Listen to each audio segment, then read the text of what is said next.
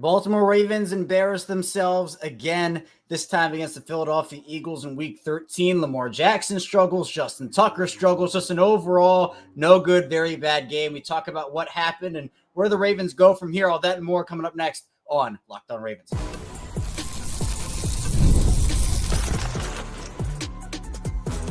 You are Locked On Ravens, your daily Baltimore Ravens podcast. Part of the Locked On Podcast Network, your team every day.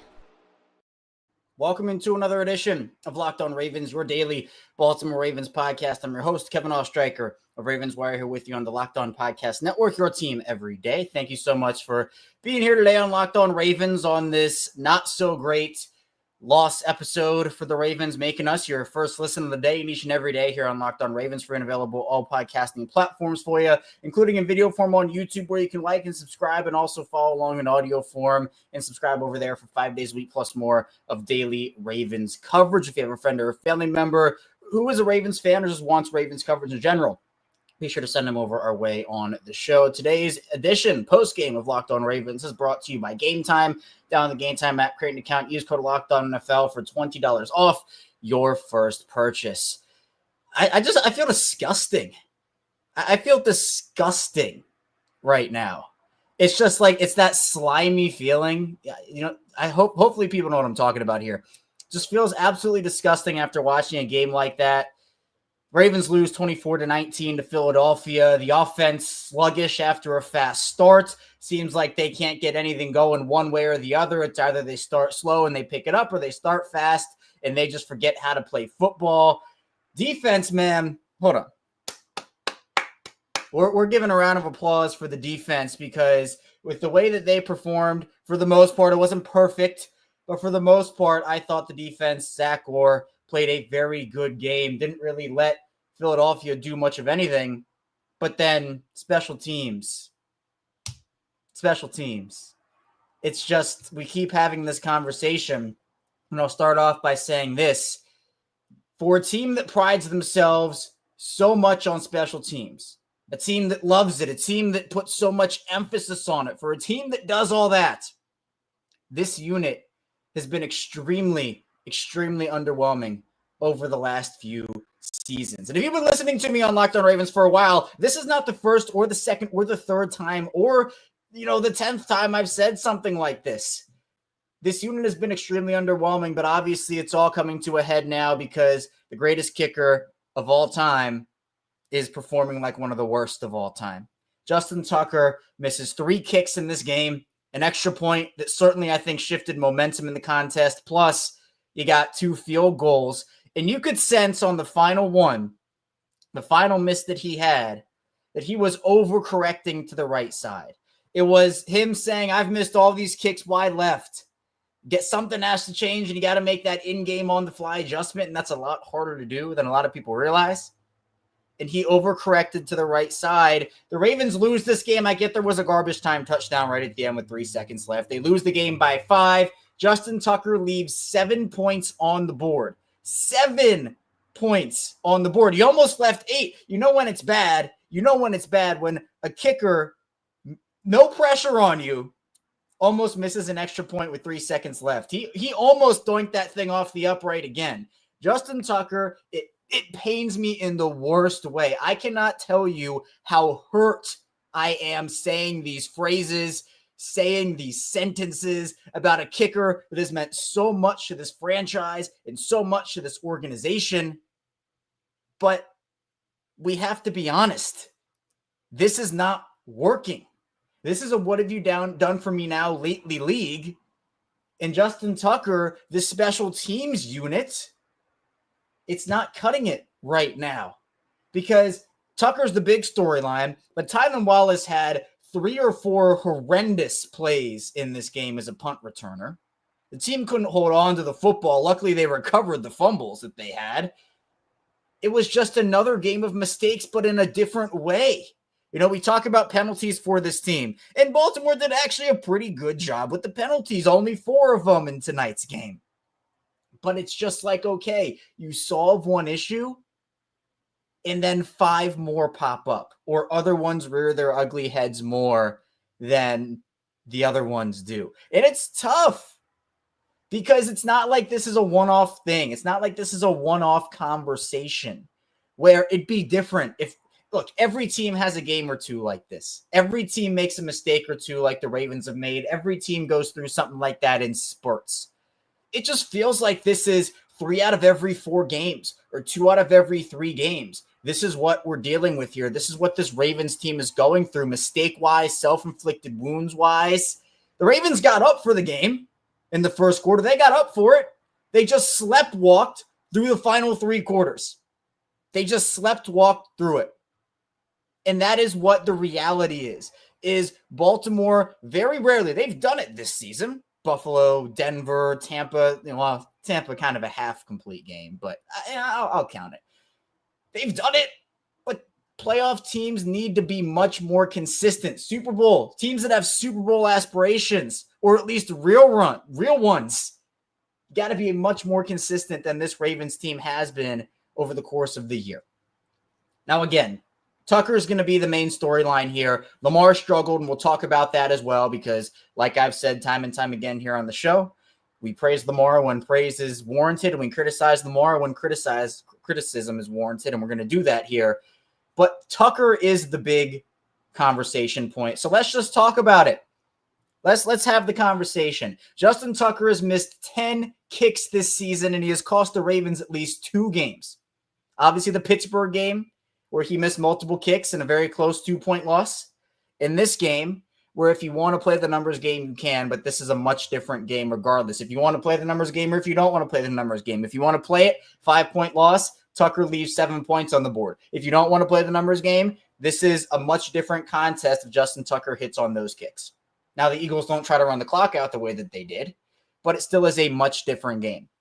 So my question to everybody who is watching live or who is watching after the fact or listening after the fact, what would you do if you were the Ravens? You're in Eric DeCosta's position, John Harbaugh, Steve Bisciotti.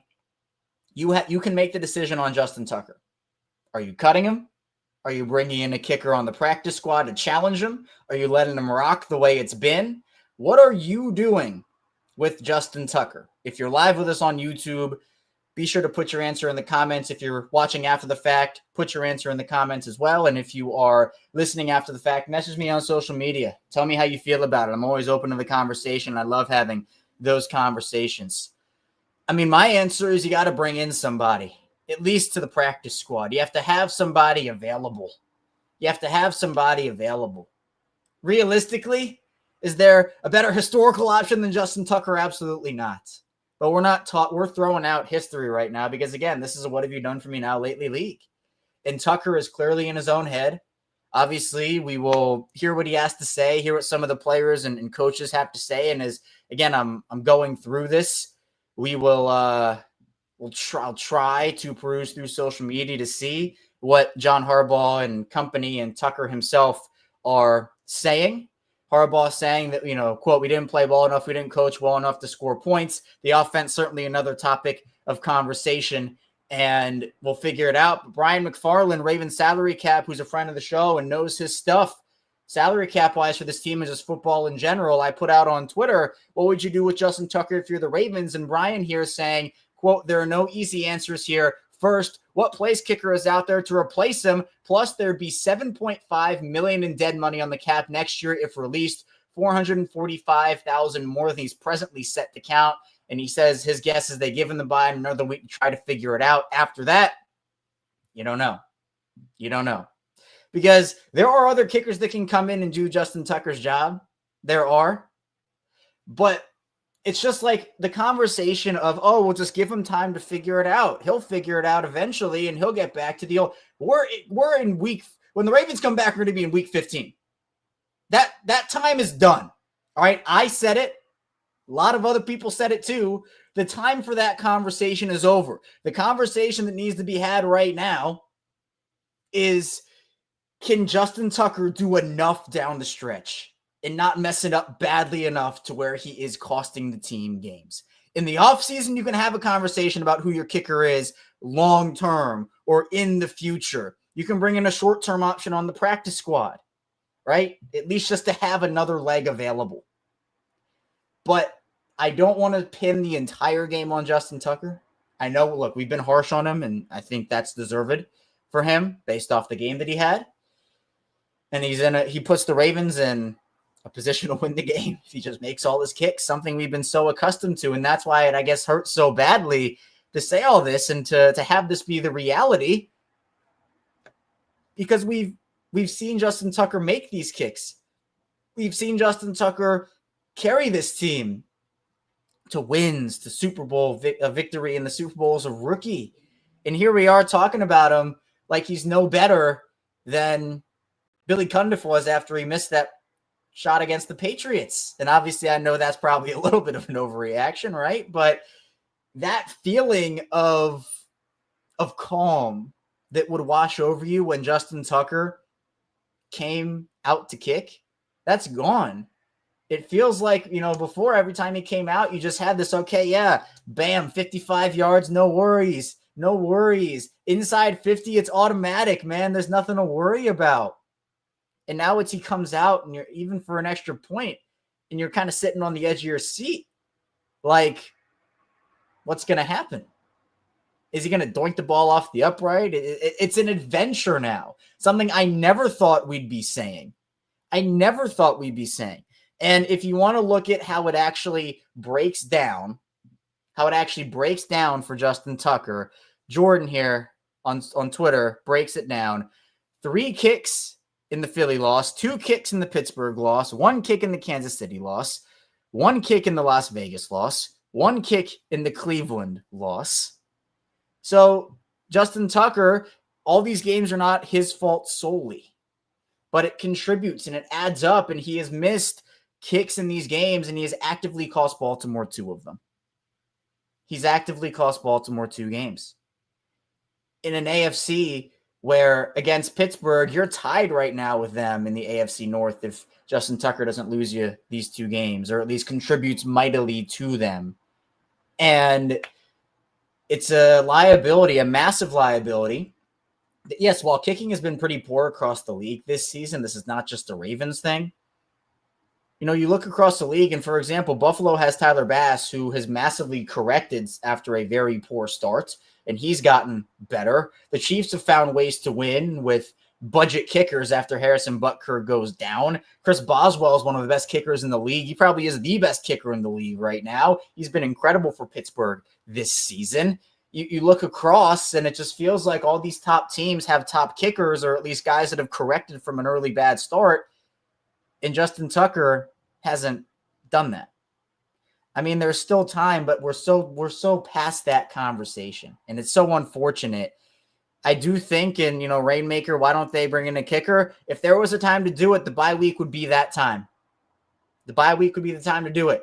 If they don't do it during the bye week, they're not doing it at all, in my opinion. So I think that the bye week is a good place to kind of bring them in, figure things out. But it's at the end of the day. And Zeus, I hear you with the hold. I'm not pinning all of the struggles on Tucker himself. It's the unit in general. There are a lot of conversation points out about, is it the hold? Is it Justin Tucker? What are the main reasons for this? Why is it happening? But Tucker himself, the holder, whatever special teams part you want to blame, this unit has been underwhelming for multiple years now. And so I get it. I'm not going to sit here, like I said a couple minutes ago, and pin it all on Justin Tucker, but he, of course, does deserve a lot of the blame, as do a lot of other people. So it's difficult, but again, 5-point loss for the Ravens. Justin Tucker leaves 7 points on the board, but the offense also struggled mightily after a fast start. Coming up in the second part of the show, we'll talk about Lamar Jackson and how they were not able to get the job done. It was a rough one offensively for the Ravens. Stay tuned. We'll talk about that and a lot more coming up on this post-game edition of Locked On Ravens. First, this show is brought to you by Gametime, and I love going to watch football live, more so when the Ravens win, not when they lose. But hey, I went to the Ravens and 49ers Super Bowl back during 2012, 2013 in New Orleans. The lights went out in that game, and I was sitting on the side where the lights did not go out, so I could see across in the darkness. And it wasn't me. I was not the one that turned the lights out, all right? I promise you it was not, and they're still trying to get to the bottom of all of that. But Gametime has a new feature called Gametime Picks and makes getting tickets to see your favorite teams play live even easier. Gametime Picks filters out the fluff to show you only incredible deals on great seats, so you don't have to waste time searching through thousands of tickets. Plus, Gametime is not just sports. They have concert shows, tickets for all events. So coming out of the bye week, if you want to get tickets for a Ravens game in their last 4 games, Gametime Picks is the place for you to go. They have super deals and other tiers of deals as well. Plus, the app has so many great features like Gametime Picks, seat views, lowest price guarantee, Gametime ticket coverage, and so much more. Take the guesswork out of buying tickets with Gametime. Down the Gametime app, create an account, use code LOCKEDONNFL for $20 off your first purchase. Turns apply again, create an account, redeem code LOCKEDONNFL, spelled LOCKEDON NFL for $20 off. Download Gametime today. What time is it? Gametime. We're back. Our second segment, Locked On Ravens. Kevin Oestreicher coming to you live after the Ravens fall to Philadelphia 24-19. Big letdown game, big disappointment for the Ravens as they fall to 8-5 heading into their bye week. They fall again to 2.5 games out in the AFC North race after Pittsburgh is able to defeat Cincinnati. Cincinnati's defense cannot do anything. And now Baltimore's heading into a bye week. We have to dwell on this thing for 2 weeks now. 2 weeks. But we talked a lot about Justin Tucker in the first part of the show. Talked a lot about his struggles in the special teams unit. Tylan Wallace had a really rough game. Jordan Stout missed on a punt. Well, the offense also did this team no favors. It felt like the defense gave this unit so many chances to get back in the game. They go up 9-0. Right? They go up 9-0. And Justin Tucker misses the extra point. Yes, that was a momentum shift. But Lamar Jackson finishes this game 23 of 36, 237 yards, 2 touchdowns. I'm only giving him credit for 1. We know a garbage time touchdown was in there, and that will pad the stats. He had that 40-yard run as well, so he had 79 yards on the ground, 8 carries. He had a 39-yard rush. That was some classic stat padding from Lamar, but really it was not that great of a game from Lamar, from Todd Monken. I thought Todd Monken got very weird throughout this game, which we're saying too much about Todd Monken. We're saying too much of that about Todd Monken. He has been very weird this year. He's getting a lot of head coaching praise, a lot of stuff about, oh, he's one of the best coordinators in the league, and he does so well with this, that, and the other. Todd Monken, his play calling is so out of this world weird sometimes. I don't even know what to call it. Because you get off to such a fast start. You work play action. Derrick Henry's doing good, going downhill. Lamar is missing some throws, but still finding people. And it's like the play calling is weird where like you run screen passes on 3rd and 16 or 3rd and 20, or you throw short of the sticks on some of these plays. And again, that's not all on Monken. Lamar also was not good in this game. It's up there with this Pittsburgh game in terms of how bad it was, right?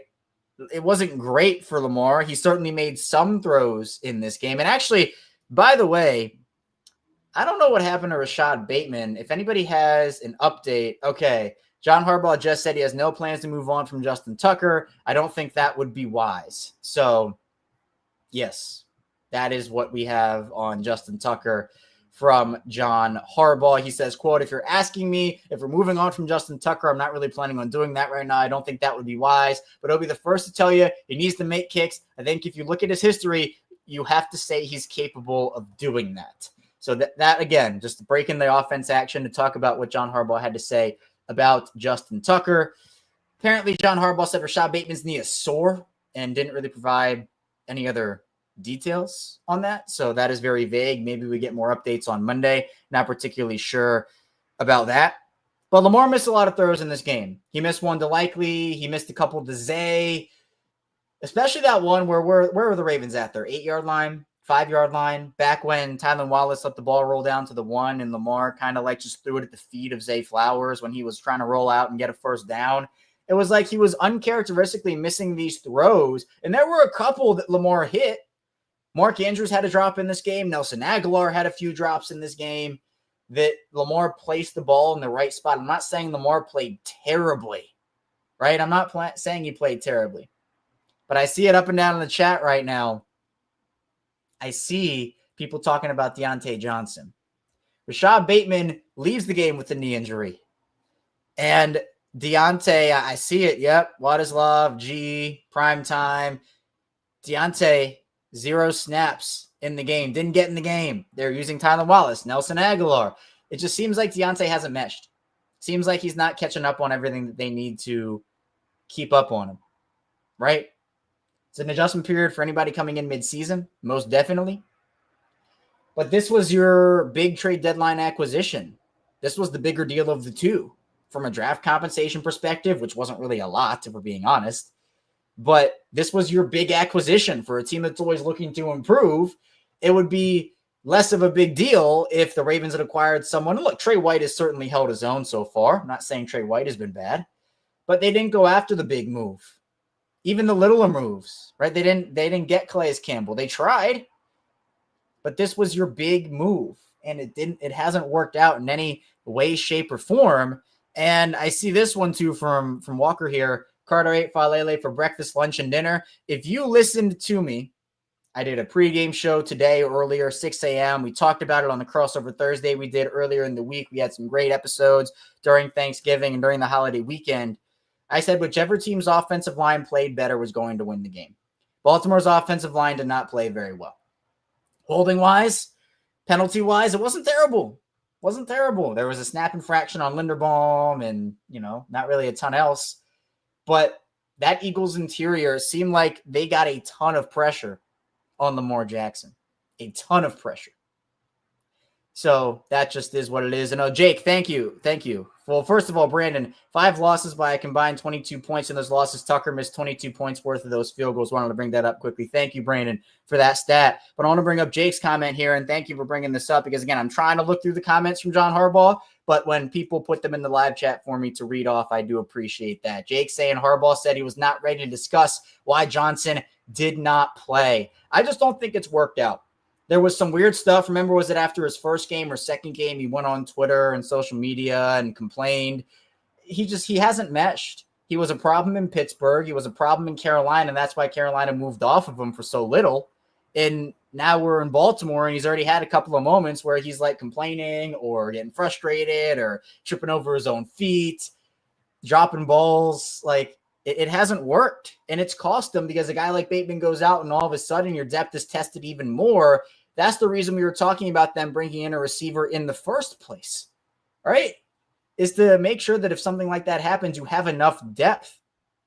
And, Nelson's been fine, but you don't want to rely on him. He hasn't really been amazing this season. It certainly hasn't been his last year, right? That to me is what it is. But you have to surround Lamar with depth, and they have done that. This is the best cast that Lamar has ever had. And he's certainly taken advantage for the most part. But it's tough when a guy like Rashad goes down who's been such an important part of your offense. So that's what it is. Oh, and Sean, thank you for bringing this one up. Keaton Mitchell, a scratch over Rasheen Ali. They did that for special teams, I'm sure. Been pretty disappointing. Keaton's comeback hasn't really gotten a lot of opportunities, and they wanted to use you just use him as a returner. He actually had a big return, so shout out to Rasheen Ali. But it's at the expense of Keaton because Baltimore can't activate 4 running backs on game day. You can't do it. So it's disappointing for Keaton because I think everybody was envisioning this 3-headed monster, and it's been really far from that. But at the end of the day, they valued special teams over the offensive part for Rasheen Ali, which is something they've done, but the special teams unit hasn't been good enough for the most part to even say that's warranted.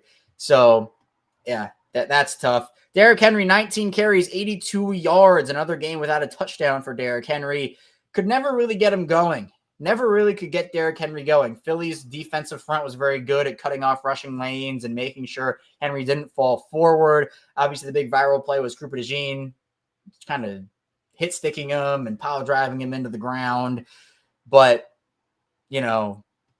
it was a rough game because it was this matchup of, it's going to be Derrick Henry versus Saquon Barkley, and they're 2 very good run defenses on both sides. And Saquon was able to get going late. He finished with 23 for 107 compared to Derrick's 19 for 82. But it wasn't really that explosive Derrick Henry game, which is tough. Zay, 3 for 74, and he got frustrated during the game with his, lack of opportunities or whatnot. Mark Andrews, I thought Mark played a good game. 6 for 67 and a score. Isaiah Likely, 5 for 38 in that late garbage time at touchdown. The Ravens got Derrick Henry involved in the screen game as well, which I think that coming out of the bye, they should do a lot more of. I think they've underutilized him in the passing game, and that's something that they can do a really good job of. So Baltimore's offense was disappointing. They set the tone early and then they just kind of fell off, which has been the theme with them, right? Again, it's been they either start really slow and they're able to turn it on late and come back, or they start really fast and then they just forget how to play football. And that's what it is. And Sip the Tally, man, legend. Appreciate you checking in even after a loss. We stink. Man, I think you speak for everybody. I think you speak for everybody when you say that. I think it's frustrating, man. I mean, this is a talented football team, but they're not playing like it. And they're leaving points on the board. They're losing games. And this is a team, their record is their record. That's the saying, right? Their record is what it is, and your record is what it says you are. But, man, it's like missed opportunity after missed opportunity, and it still boils down to it. So even when penalties aren't working, when you actually do a good job with the penalties, something else pops up that is a detriment to your team, and you can't overcome that. So it's like, okay, great. We did something good with the penalties. Oh, well, now Justin Tucker's costing you points, and Lamar's missing throws, and Monken can't call plays right, and, this, that, and the other. So, man, it's tough. But, in Stat Padford, when you get around 5 yards every time you run it, anywhere from let's do math, right? Let's have a little math lesson. Derrick Henry, box score wise, let me apply for, I missed it. Hold on. All right. 4.3. Derrick Henry, 4.3 yards per carry. You want to do some math on that? First, second, third down. You run the ball, first, second, third down. It's not as simple as this, obviously, right? I mean, come on. It's not as simple as this. But you run the ball 3 times with 4.3 yards per carry, you get 13 yards every 3 downs. It's pretty good. It's pretty good. So I do think that sometimes Todd Monken can get out of stuff when he's not, when he doesn't need to. And that's been some of the downfall of what this Ravens team has been. So these final 4 games are going to be really important for them. But defensively, they're certainly finding some level of a stride. So coming up in the second part of the show, or final part, I'm getting all my show segments mixed up. Final part of the show, we'll be diving into the defense a little bit and just where the Ravens go from here, because they have some soul searching to do heading into their bye week. Stay tuned. A lot to get to on Locked On Ravens. First, the show is brought to you by FanDuel. Get ready to tackle the NFL action with FanDuel, America's #1 sportsbook. You guys, right now, new customers can bet $5, get $150 in bonus bets if you win. The FanDuel Sportsbook app gives you everything you need to place live bets on the NFL all in one place. So when you get a hunch in the middle of the game, you can check out the latest stats, who buy play-by-play, and so much more on the same page where you place your bets. This is at FanDuel.com to join today. So in this game, if you, for the Eagles' sake of things, had the over on Saquon Barkley's rushing yards, you're probably living large over on FanDuel. Unfortunately, for the Ravens side of things, you're started with $150 in bonus bets if you win the first $5 bet. That's FanDuel.com. Never waste a hunch and make every moment more FanDuel, an official sportsbook partner of the NFL. We're back rounding out Locked On Ravens. Kevin Ostreicher still here with you on this not-so-victory Sunday. Disappointing. Ravens lose 24-19 to Philadelphia. Appreciate everybody who tunes in after a loss. Really does mean the world to me. And of course, if you tune in after wins too, right?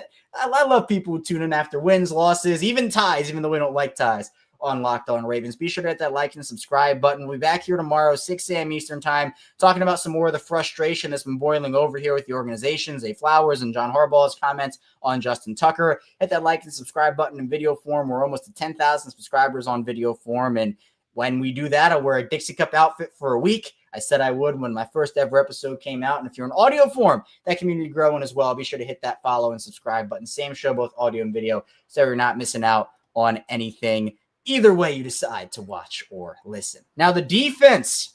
Let's talk about the defense a little bit. I thought Baltimore's defense did a really good job limiting Philadelphia, at least giving the offense opportunities to come back in the game, right? To come back in the game. Philly goes 4 for 12 on third down, which is great. You take that every day of the week. 4.2 yards per rush for Philly. I thought Baltimore's run defense stepped up. Obviously, late they were giving up some chunk runs, but I thought they did enough in the early to middle parts of the game. Both teams were 5.3 in terms of yards per pass, and Philly averaged just 4.7 yards per play for an explosive offense. I thought the defense did a good job. I did. I was proud of the defense. I was proud of Zach Orr. I was not proud of the offense, and I was not proud of the special teams. I was not proud of those two units. But for all that we talked about that defensive unit, for all the flack that we gave them, for all the criticism that we bestowed upon them, these last 3 weeks, they've figured something out. I got to give credit where it's due. And I'm really impressed. But this is what it feels like, Adam. I'm with you. When the defense plays good, the offense chokes. When the offense plays good, the defense doesn't. It feels like they've done it again, Buffalo and Denver. But usually, the story of the year has been when the offense plays well, the defense can't. When the defense plays well, the offense can't. So that's the conversation point. You got to get your team ready too, by the way.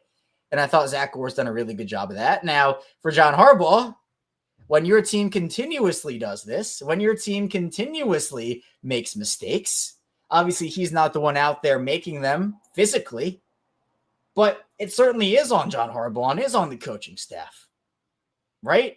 It's not all on them, but it definitely is. And I don't think John Harbaugh coached a poor game in this game, but it just feels like that more often than not, this team is not prepared and not ready, or they are ready and then they just kind of lose their sense of self, their semblance. I don't know what you want to call it. That's difficult for a team that has Lamar Jackson. And again, Lamar certainly deserves some criticism for his performance, but it's not all on Lamar. It's not all on the offense, not all on Justin Tucker, not all. But again, it's a culmination of everything, right? It's a culmination of everything. And that leads back to the head man. It also leads back to the players. But at some point, it's like, okay, can the team not have a game like this every, can they have 2 good games out of 3 instead of 2 bad games out of 3, right? That's what we're talking about. And yeah, Big Bad Bull, if you've been with me on Locked On Ravens for years now, I've been saying that big body number 1 receiver. I've had it at the top of my list for years and years and years. It has not happened. I've been saying that forever. But to me, I think that the defense did enough. It was, again, the offense getting out to a 9-0 lead and then forgetting how to play football. The defense did enough until late. They even tried to claw their way back in. I mean, Broderick Washington forced a fumble on Saquon. Saquon got it back, but, still. Baltimore goes 2 for 5 in the red zone, though. That's difficult. That's tough, especially against a team like Philly. You can't have that. But it felt like, Philly, they went 3 and out on a bunch of possessions. They weren't able to get it past midfield on a bunch of possessions, right? And then the offense just has these 7-minute drives where they come away with no points because Tucker can't make field goals or they can't punch the ball in or whatever it may be. It's disappointing. Because I think coming into the season, the expectation was, yes, okay, has the offense been historic this season in a lot of ways? Yeah, absolutely. I'm not trying to wash away everything the offense has done this year. But we're now in December. Months-wise, we are 3 months into the season, and we are having conversations that should have been stopped after week 3 or 4. We are having conversations that, if you're having them this late in the season, usually not great. Usually means something's wrong.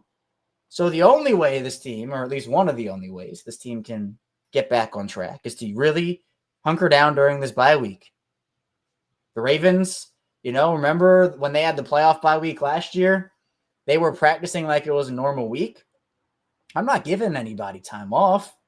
I'm using this time to look in the mirror, do some soul searching, right? That's what you have to do. Soul search this bye week. Don't use it as a vacation. Don't use it as a getting healthy type situation. Go out there, fix your issues, come back, and rip off 4 straight games. That's what you have to do. That's what you have to do. Justin Tucker says he feels like the Ravens, or he cost the Ravens this game. That's what he feels like happened. Yeah, man. I mean, there are a lot of reasons. Marlon Humphrey talked about the Ravens' defensive improvement, saying the message became a little clearer. If you want to play ball, then we'll get you out there. If you don't, you're going to have to sit on the sideline. Kind of a shot at Marcus Williams, that feels like. Man, that's a little shot there. At least it looks like it. So, yeah, Tucker taking accountability. Marlon giving defensive, not secrets, but I guess reasons as to why they're getting back on track. But they have to play as a unit. They have to play as a team. And right now, they're not doing that, which is majorly disappointing. That's the word I'll use, Sean. I saw you put it out. Disappointing. That is absolutely the word that I would use for this game. That's all I have for you here today, though, on Locked On Ravens Live. Appreciate everybody for tuning in. Be sure on the way out, hit that like and subscribe button in video form and follow along and subscribe in audio form as well. Of course, we'll be back here tomorrow, 6 a.m. Eastern time, talking about frustrations boiling over for the Ravens, the shots that people are taking, and all the Justin Tucker conversation as well. So again, really appreciate everybody. And I'll see you right back here tomorrow on Locked On Ravens.